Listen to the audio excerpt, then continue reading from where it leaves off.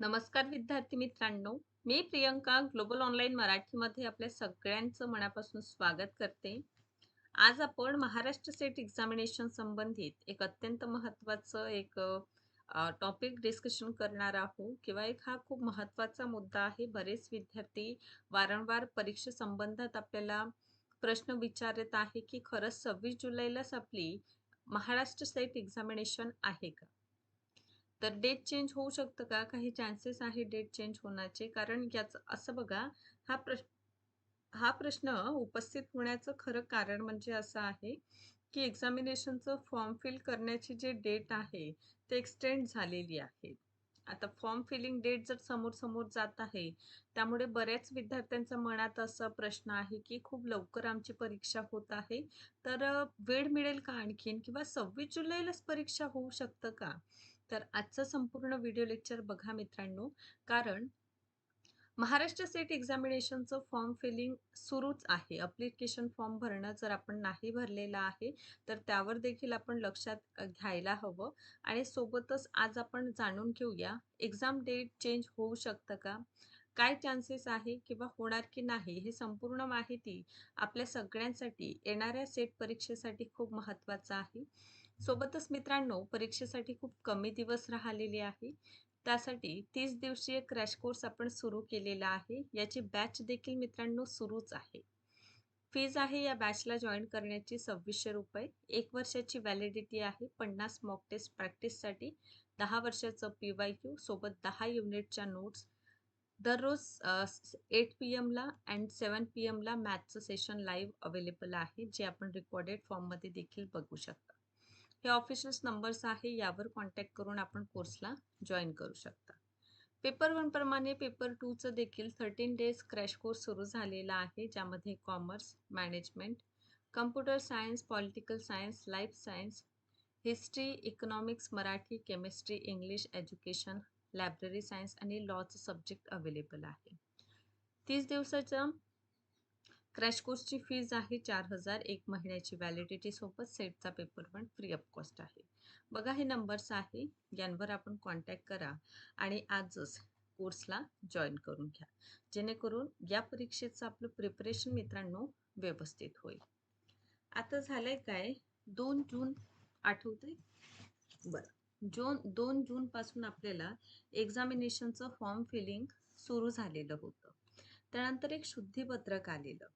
ठीक.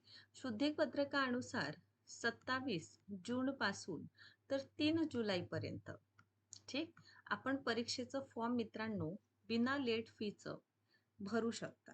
ठीक आहे. त्यामुळे ज्या विद्यार्थी मित्रांनी आतापर्यंत परीक्षेचं फॉर्म भरलेलं नाही, त्यांनी लवकरात लवकर काय करा, फॉर्म फिल करा. कारण 3 तारखेपर्यंत ही डेट आहे. ओके. या व्यतिरिक्त 4 जुलैपासून तर 7 जुलैपर्यंत लेट फी ₹500 ची एक्स्ट्रा फीज लागेल मित्रांनो इथे. त्यामुळे आपण 3 तारखेपर्यंतच आपला फॉर्म भरून घ्यायचं. ठीक आहे. तर मुदतवाढ इथे देण्यात येईल. यापूर्वी विशेष मागास प्रवर्गाच्या ज्या विद्यार्थ्यांनी विशेष मागास प्रवर्गाव्यतिरिक्त इतर प्रवर्गातून सेट परीक्षेचा अर्ज भरला आहे, अशा विद्यार्थ्यांच्या अर्जात सवर्ग दुरुस्त करण्यासाठी दिनांक 8 जुलैपासून तर 10, आता इथे लक्षात घ्या, 8 पासून तर 10 जुलैपर्यंत आपल्याला करेक्शन करायचं आहे. करेक्शन विंडोज ओपन होणार. त्या करेक्शन विंडोज ओपन झाल्यानंतर आपण काय करू शकता, असं जर आपण फॉर्म भरण्यात काही मिस्टेक झालेली आहे, तर मुदतवाढ आहे 10 जुलैपर्यंत ही विंडो ओपन होईल. त्याला दुरुस्त करा. ठीक. विशेष मागास प्रवर्ग एस-बी-सी या प्रवर्गाचं संभाव्य आरक्षणाबाबत शासनाच्या या संबंधीचे आदेश आणि मार्गदर्शन तसेच माननीय उच्च न्यायालयाच्या संभाजीनगर खंडपीठातील याचिका क्रमांक 5885 च्या अधीन राहून कार्यवाही करण्यात येईल. अशा प्रकारचं हे एक सुधारित आवृत्ती आपल्याजवळ आलेली आहे, ज्यामध्ये करेक्शन विंडोज ओपन 8 जुलैपासून तर 10 जुलैपर्यंत होईल. 3 जुलैपर्यंत आपण फॉर्म भरू शकतो आणि सोबतच समजा नाहीच झालेलं तर 4 तारखेपासून तर 7 जुलैपर्यंत देखील आपल्याकडे वेळ आहे. पण हा वेळ मला वाटतं तुम्ही 3 पर्यंत सगळं करून घ्यावं. कारण ₹500 एक्स्ट्रा देण्यात काही अर्थ नाही मित्रांनो. त्यामुळे तुम्ही काय करा, लवकरात लवकर फॉर्म भरून घ्या. आता येऊया परीक्षेची डेट मेन्शन करण्यात आलेली आहे 26 जुलै. ठीक. आता 10 तारखेपर्यंत जर समजा सगळ्या प्रोसेस आहेत, ठीक. तर त्याच्या 10 दिवसानंतर म्हणजे 20 जुलैपर्यंत हॉल तिकीट विषयी आपल्याला माहिती द्यायला हवं. एक्झामिनेशनच्या 7 डेज पूर्वी आपल्याला कसं म्हणजे 20 जुलैपर्यंत ॲडमिट कार्ड आपले यायला हवं. बरोबर? ओके. पण इथे एक प्रश्न उपस्थित होत आहे. 26 जुलैला जसं MS सेट परीक्षा दिलेली आहे ना, त्याच पद्धतीने 26 जुलैला MPSC सहाय्यक प्राध्यापकाचाच देखील पेपर आहे. तर ही एक अडचण आहे. त्यामुळे बऱ्याच विद्यार्थ्यांना अ, ही गोष्ट जाणवत आहे किंवा विद्यार्थी या गोष्टीविषयी विचार करीत आहे, की परीक्षा समोर जाऊ शकतं का? पण सगळ्यात महत्त्वाचं आहे मित्रांनो, अद्यापही कुठलंही असं नोटिफिकेशन आलेलं नाही, की परीक्षेची तारीख वाढत आहे म्हणून. सेकंड महत्त्वाचा भाग म्हणजे चान्सेस आहेत का? नक्कीच आहे चान्सेस, बट आपण ह्या चान्सेसकडे लक्ष देण्यापेक्षा आपल्याकडे जेवढे शिल्लक दिवस आहे परीक्षेच्या प्रिपरेशनसाठी, आपल्याला योग्यरित्या परीक्षेचं प्रिपरेशन करायचं आहे. ठीक आहे? जर इन केस एक्झामिनेशनचं समोर जाणार, तर नक्कीच तुम्हाला त्याविषयी कल्पना आम्ही पूर्व देऊनच देऊ. ठीक आहे. पण येथे एकच प्रॉब्लेम मला दिसून येत आहे. 26 जुलैला परत MPSC सहाय्यक प्राध्यापकचं परीक्षा आहे. तर एकाच दिवशी ॲट अ टाईम दोनही परीक्षा असल्यामुळे विद्यार्थ्यांमध्ये एक संभ्रम म्हणा किंवा एक डाऊट आहे, की खरंच परीक्षा होईल का? आतापर्यंत आपण असं म्हणू शकतो, की परीक्षा होणार. ठीक. 26 जुलैला चान्सेस आहे. पण चेंज होण्याचे देखील चान्सेस दिसून येतं. आता याचा अर्थ असं नाही, की तुम्ही परीक्षेसाठी समोर जाईल म्हणून आपण वाट बघायचं असं करू नका. अभ्यास ज्या गतीने आपण करीत आहोत आणि ज्या उत्साहाने करीत आहोत, तो उत्साह आपण कायम ठेवा. ठीक.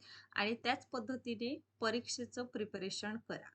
या संबंधित काही जरी माहिती आली, तर तुम्हाला लवकरात लवकर कळवण्यात येईल. चान्सेस नाही अशातला भाग नाही, चान्सेस आहे. कारण MPSC सहाय्यक प्राध्यापकाचा पेपर देखील 26 जुलैलाच घेण्यात येत आहे. तर अशा वेळी 2 पेपर सोबत, ठीक आहे, शक्य नाही. त्यामुळे हा एक कारण असू शकतो समोर जाण्यासाठी. पण तरी देखील याविषयी कुठलंही ऑफिशियली माहिती आलेलं नाही. त्यामुळे आपण महाराष्ट्र स्टेट एक्झामिनेशनचं योग्य प्रकारे प्रिपरेशन करा. 2 पेपर आहे आपल्या परीक्षेला. दोनही पेपरचा व्यवस्थित अभ्यास करणं, कारण परीक्षेला असं बघितलं तर 25 दिवसाचा आता कालावधी आहे आणि हा कालावधी खूप योग्यरित्या आपण टार्गेट करायला पाहिजे. वेळेचा सदुपयोग मित्रांनो आपण करायला हवं. त्यामुळे अभ्यासाला त्याच उत्साहाने आणि त्याच गतीने तुम्ही करा. सेकंडली याविषयी काही जरी माहिती आली, तर नक्कीच तुम्हाला लवकरात लवकर सांगण्यात येईल. तोपर्यंत आपण अभ्यासाला सुरुवात करा. ज्या विद्यार्थ्यांनी परीक्षेचं फॉर्म भरलेलं नाही, त्यांनी 3 जुलैपर्यंतच भरण्याचा प्रयत्न करा. कारण 4 जुलैपासून 7 जुलैपर्यंत एक्स्ट्रा फीज आपल्याला द्यावं लागेल. विलंब शुल्क द्यावं लागतं. त्याऐवजी 3 जुलैपर्यंतच आपण संपूर्ण फॉर्म भरण्याचा प्रयत्न करा. याविषयी काही जरी माहिती आली, तर नक्कीच आपल्याला कळवण्यात येईल.